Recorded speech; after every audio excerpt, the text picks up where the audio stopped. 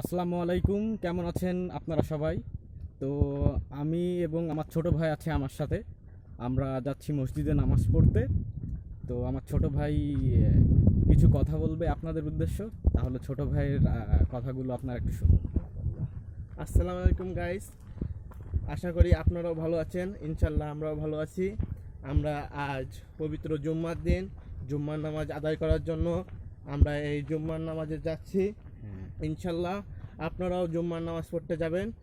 এই সংক্ষিপ্ত কথাগুলো আমি বলছিলাম এবং আমার বড় ভাই সে কিছু একটা কথা বলবে কিছু, আপনারা সেটা শুনুন। আচ্ছা, ধন্যবাদ রহমাতুল্লাহ ভাই আমাদের মাঝে যে সংক্ষিপ্ত বক্তব্য দিলেন।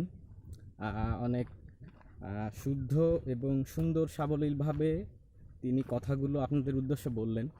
তো আমরা যাচ্ছি আসলে জুমার নামাজ আদায় করতে। তো আমাদের চারপাশে যে সৌন্দর্য সেগুলো আপনাদেরকে একটু দেখাই। দেখুন,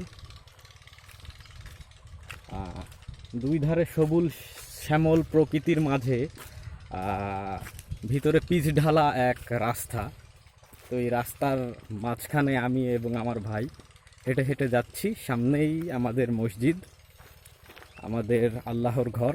ওখানে যে আমরা জুমার নামাজ আদায় করব এবং আমাদের মনে শান্তি আসবে।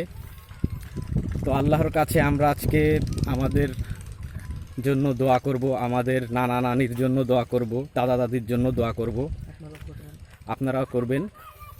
তো এই বলে আমাদের সংক্ষিপ্ত বক্তব্য এখানে শেষ করছি। ধন্যবাদ সবাইকে। আসসালামু আলাইকুম, ভালো থাকবেন।